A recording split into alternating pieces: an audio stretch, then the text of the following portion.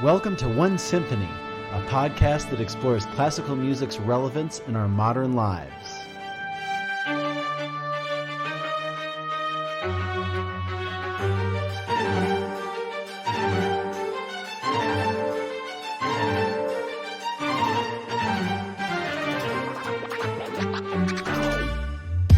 I'm conductor Devin Patrick Hughes, and I'm here to share with you stories and conversations with musicians, composers, and artistic entrepreneurs that aim to unite us into one symphonic world.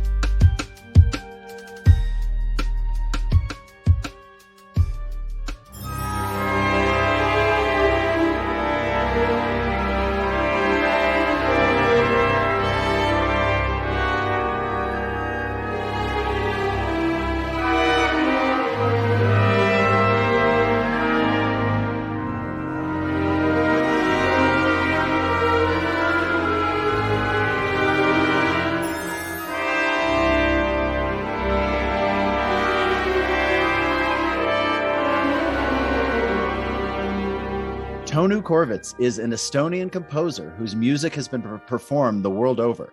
His works belong to the repertoire of the most important Estonian orchestras, choirs, and artists, and have been performed globally by groups such as the BBC Symphony Orchestra, the Frankfurt Radio Symphony Orchestra, the Britain Symphonia, the Adelaide Symphony Orchestra, Swedish Radio Choir, the 16 Choir, the Southern Chorale, and many more. As a talented and prolific creator, he has garnered numerous recognitions from Estonian state and cultural institutions. Tõnu's recording, Moorland Elegies, was given the Estonian Music Award in the category of the Best Classical Album of the Year in 2017. In 2015, Tõnu Kõrvits became an honorary citizen of Clarksdale, Mississippi, for his music, which he created as a tribute to Clarksdale, the Delta, and the preservation of the blues. He is the composition professor at the Estonian Academy of Music and Theater. Tõnu, it's very exciting for me to talk to you, and welcome to One Symphony. I just wanted to congratulate you and just recognize you for your amazing ability to write music that is new and unique, but also that is incredibly beautiful and introspective and historical. It's bringing these two incredible worlds together. And I wanted just to start off asking you, I know some of your roots are in the music of the blues, Miles Davis. And I wanted to start asking you maybe about some of your early influences, classical or non-classical, and then bringing that all the way to the composition silent songs, where you actually use the Miles Davis in a silent way to create a bass clarinet and orchestra piece. Well, first, hello. It's nice to be here in your podcast. My music has been influenced very much from another genres and other types of music.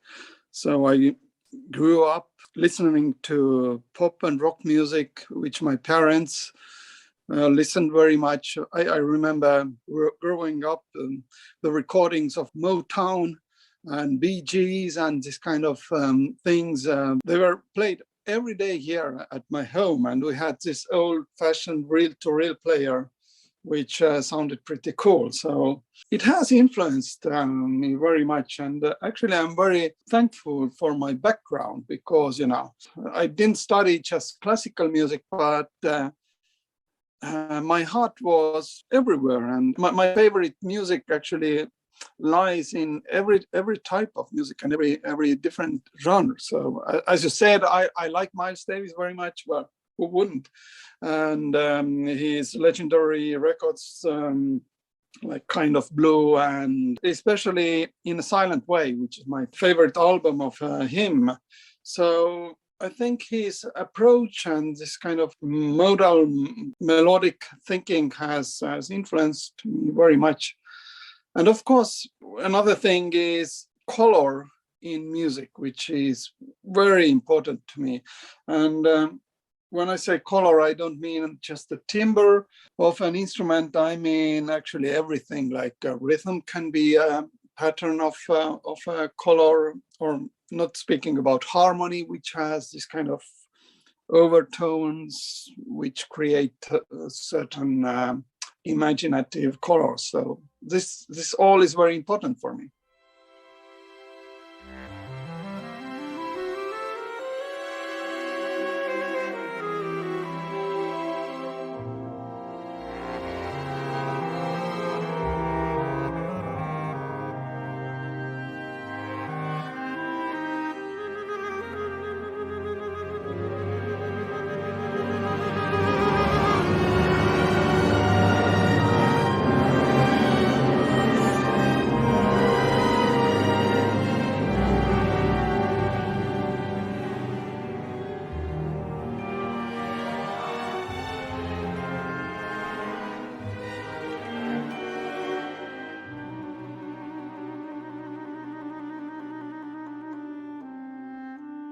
I know your dad was an arranger of popular music, and you also did some of that very early in your career, which I think is an amazing way for a composer to kind of get their feet wet and become familiar with, of course, many different styles, but also the material, the parts, working with the musicians, etc. Can you talk about any kind of influences or suggestions or pushes your parents gave for you to go into music? Yes, my father actually, he's still active and he is a totally self-made man. At some time in his childhood, he studied violin, and actually that's pretty all. But he has been doing all kind of arrangement and orchestration all his life. So he's like a Quincy Jones of Estonia or so.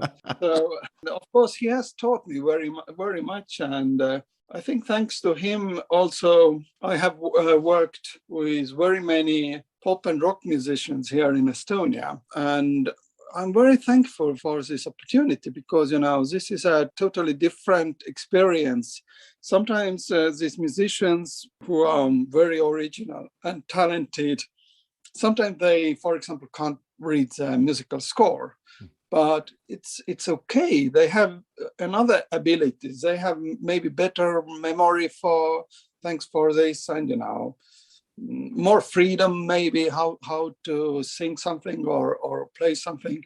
So I have very many friends among rock musicians too, and we have a long history. And you performed, did you perform at all? I know you played guitar and mandolin, and I assume you play some piano. Were you part of any performances when you were younger, or do you still play anything? Well, we all have been in a rock band in our youth. So I'm not the only one. But actually, mainly I played bass guitar. Oh, okay. And I studied it for a couple of years, and I still play it sometimes. And it has helped me very much writing for double basses or so. I know how it's tuned and how it is played. So yes, this is also important to play another kind of instruments. And when I served in the army, I had to be there for 2 years. So I served in a military orchestra, actually. So there I played tuba. So I have done everything. That's so cool. So I wanted to, just speaking of kind of getting into from the pop to the orchestral or the classical, I want to ask you about Tasase Malau, which is a piece, which is a song that you kind of took from Veljo Tormis, who's an esteemed, incredible Estonian composer like yourself. And it very much does have that electronic vibe, a Radiohead kind of vibe, but at the same time, it's part of this tradition, which I believe is called the singing revolution. And it's this idea, which is very similar to Finland with the work of Sibelius, basically using music and singing to express independence and to express artistic freedom, not only artistic freedom, but cultural freedom. Can you talk a little bit about that piece and how your music, or how you think of music in terms of its revolutionary fervor? Yes, first, I like Radiohead very much. So that was a good remark. It's one of my favorite bands, and I always wait for the new recordings. And Tom York is an incredible singer and one of the best singers in the world to use his falsetto so good, so in a very sensitive way. I love this band. This piece, Tasase Maa Laul, or a song from a plane in English, it's based on a melody of Veljo Tormis. So actually it's the only thing which I had from his work. And I created a totally new background to this piece. First, I played myself Estonian string instrument, which is called kannel. In Finnish, it's kantele. It's a kind of zither in Estonia. So it's diatonic, made from wood and steel strings instrument, and you just hit this steel strings. It doesn't have a fretboard, so it's tuned already. So I played this kannel, this zither kind of instrument, and it gave this kind of nice shimmering to this music. And I added also these kind of floating harmonies played by strings of Tallinn Chamber Orchestra, which maybe creates a bit this kind of Radiohead atmosphere to this song. So yeah, it was interesting. And I know that you pretty much are both orchestral and choral. And I know in Estonia, there's this incredibly strong and rich tradition of choral tradition, and the music is highly regarded, and not just for tradition, but history and culture and basically ancestry. Do you lean towards one end, the orchestral or the choral, or do you kind of take from whatever you can? There is not so much difference for me, orchestral or choral. I think that, it's all about singing, and it's all about a song. I mean, even the players who play instruments, violin, flute, trumpet, whatever, they somehow sing their song. So this instrument is just their voice. As a singer or a choir singer has like a real voice. So there is not so much difference for me. So I like both. I think of your music very much as sound painting. And I'd like to ask you about the Tears Fantasy, which comes from John Dowland. And he was a English or Irish composer from the 1500s, created lute music, which is cool that connects to your canal that you're using for the Tasase Malal. Can you kind of talk about that linkage, or how your music brings to life this idea of sound painting, which was very much talked about and known as artists and musicians of the Renaissance? Well, I think we can talk about this kind of sensitivity of a sound.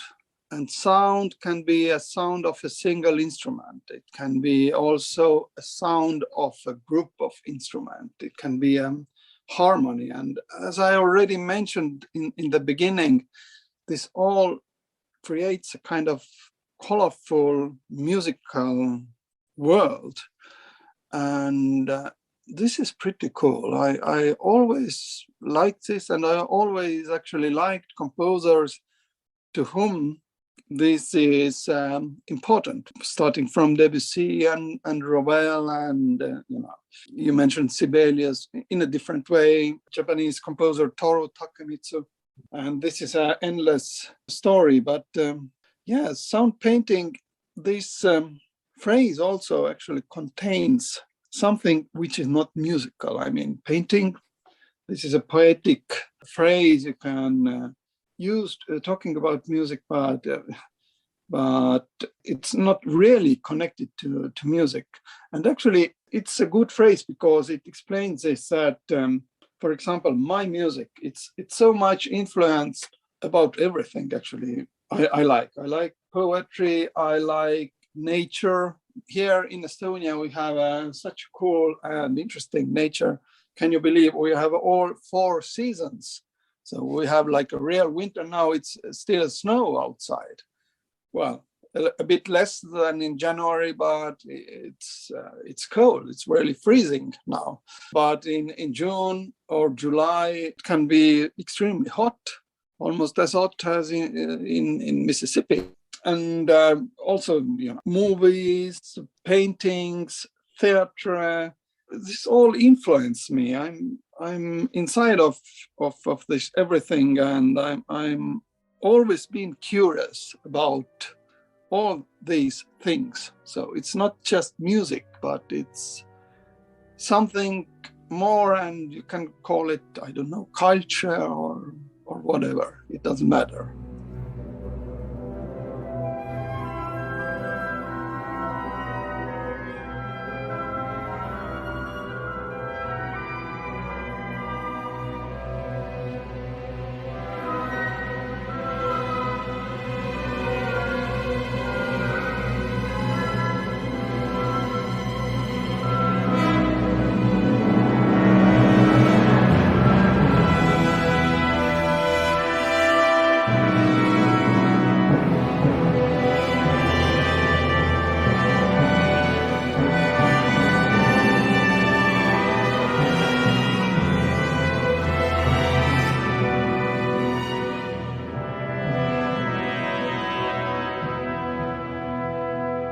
You said that when an Estonian wants to be alone and have peace, he or she goes to the forest for a walk.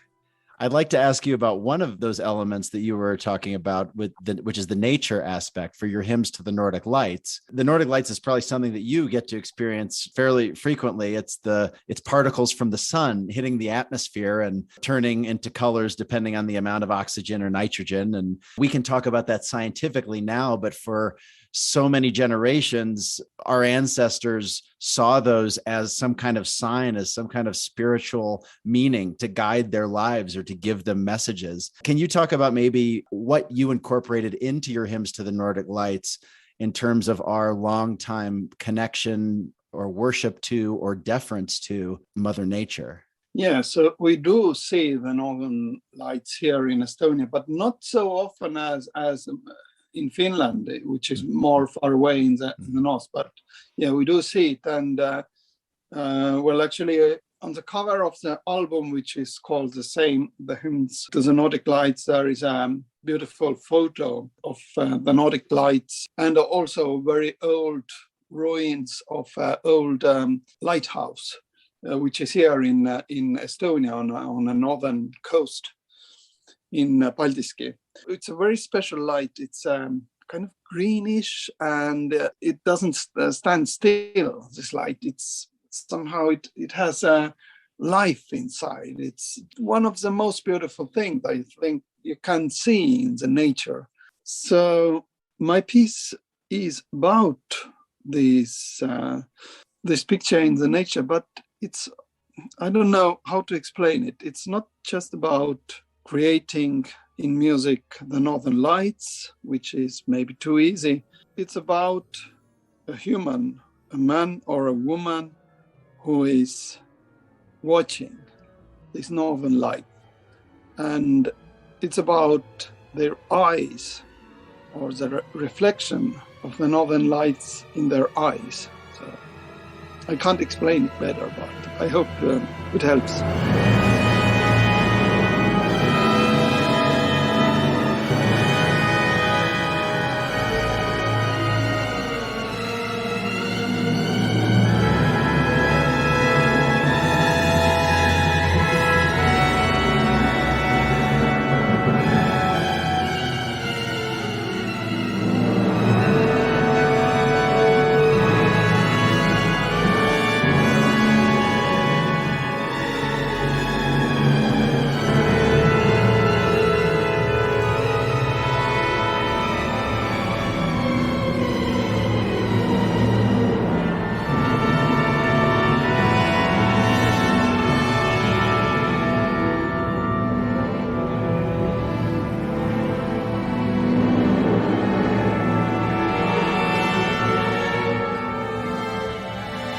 You said that in music and probably in life, I would imagine, things come to you when you're ready for it. How does music communicate with you?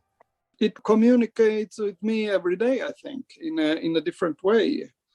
You just have to keep your eyes and your ears open, and you just have to serve music. So this is very important. I mean, music will not serve you. You are always a soldier in this. In this, well, I don't want to say war because it's very actual now, and the word is on fire. So I've been thinking about this now every day. I'm talking about the things which are going on in Ukraine. But yes, serving music is very important, and yes, music will come to you when you are ready, and it's an amazing thing. It can do very many good things. When the world is on fire like this, does that influence your artistic endeavors? Does that move you to respond? Well, I've been thinking about this every day, and I see it around here in Estonia too, because we have very many war refugees here from Ukraine, and the number maybe doesn't seem for you so big. It's 25,000 people, but our population here in Estonia is 1.5 3 million. So we are talking about 2% of our population. So it's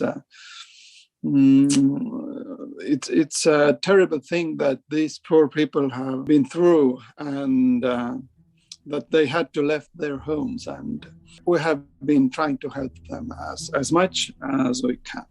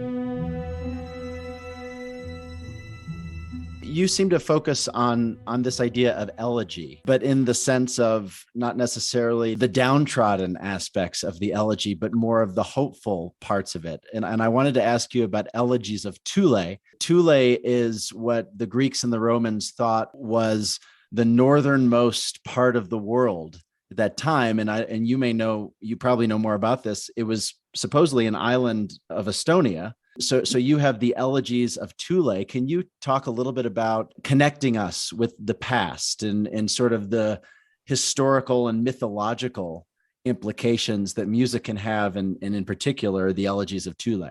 Yeah, this Tule or Ultima Thule, in the very old ages, in ancient times, it was considered as most far away north place on the earth. There are couple of theories where it should be. One is that it's in Scotland, in the Shetland Islands, and also in Norway, far away in the north, and in Greenland. And also one theory, which of course I like the most, is that it's here in Estonia, in an island called Saaremaa.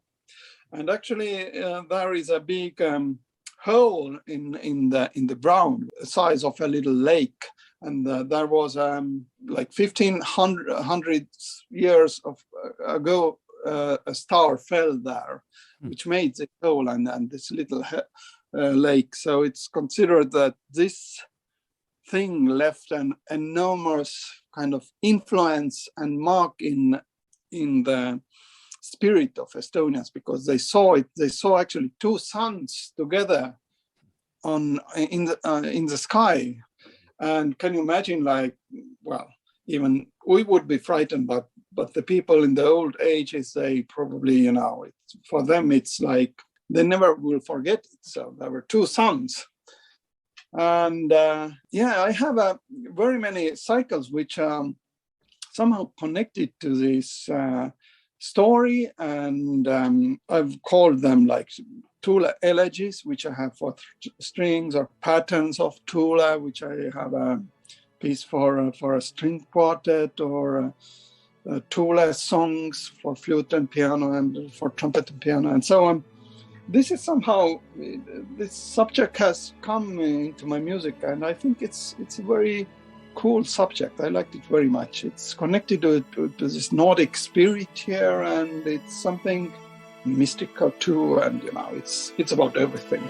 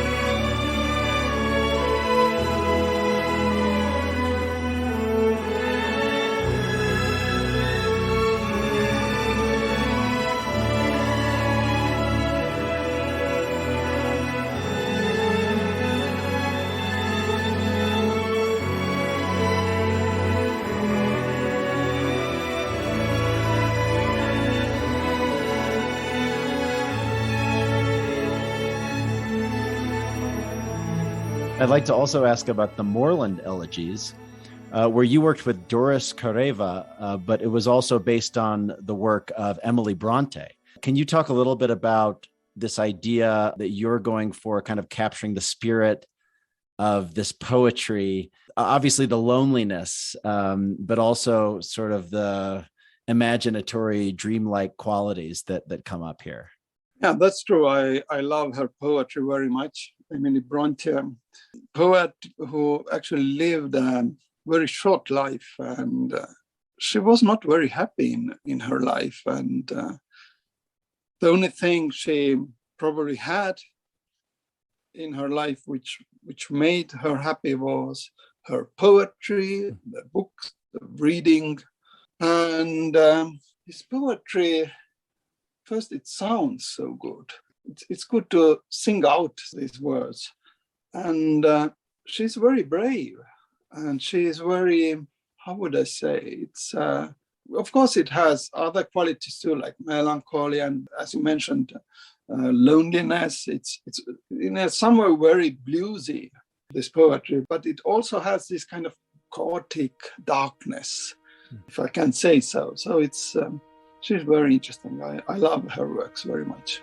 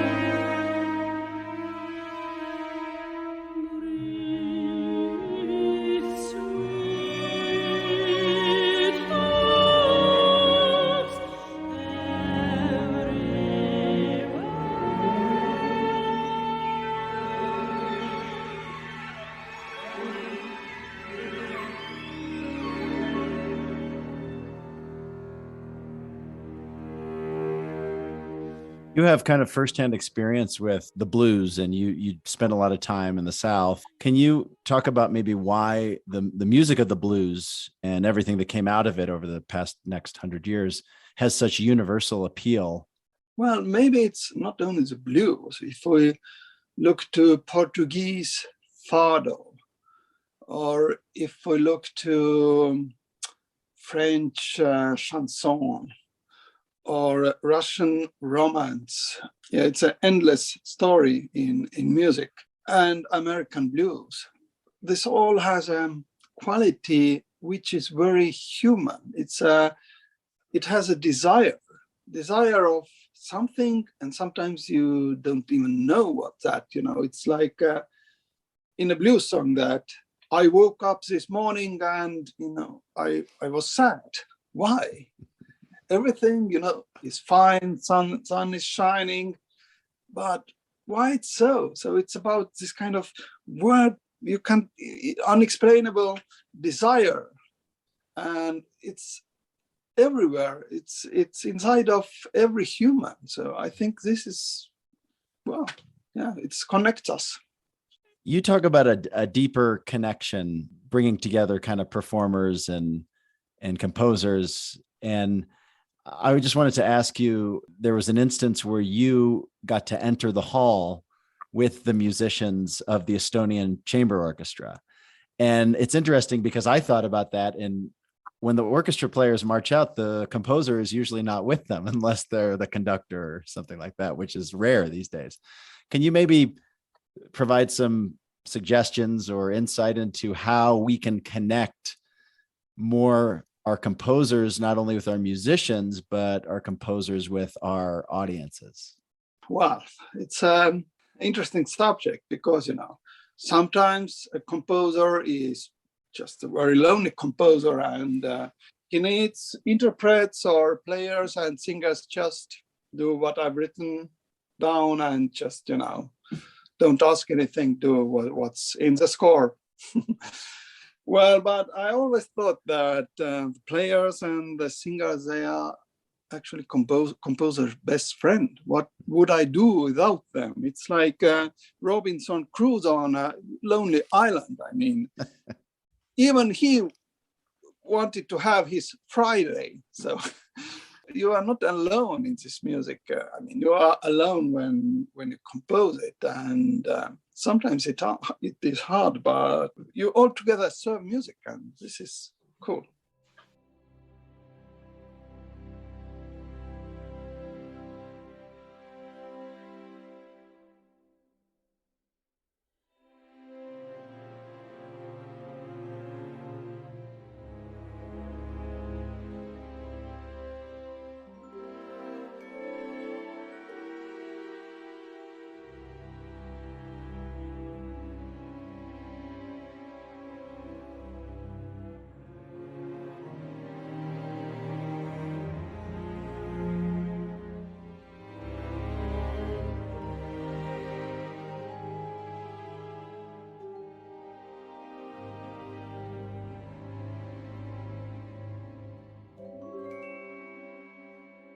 Do you ever go back to older works and either rewrite them or edit them, or think you want to release a new copy, or judge yourself as a younger composer? I don't like to look back, and it's what is done and let it be. Well, I do it when I find a mistake in a whole score, then I improve it. But sometimes, mistake is, as Leonard Cohen says, it's a crack where the light comes in. So I let it be with a mistake. That's also cool. Well, that's great. Well, thank you so much, Tõnu. It's been really fun to speak with you. I'm looking forward to getting a lot of your music out there, and I really appreciate your beautiful melodious style, and looking forward to working with you in the future. Thank you so much. It was a pleasure for me, and hope to see you one day and talk to you in real life.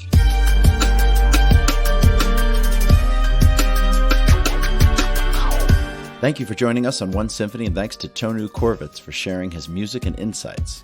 Thank you to all the incredible performers and record labels that made this episode possible.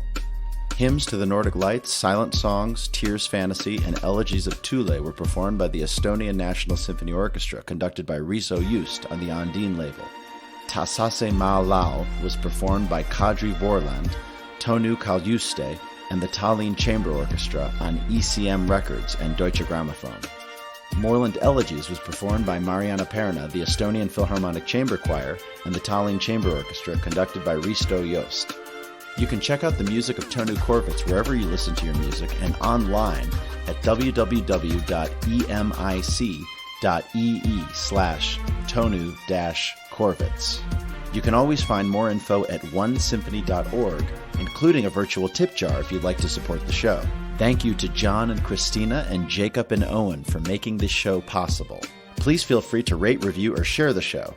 Until next time, thank you for being a part of the music.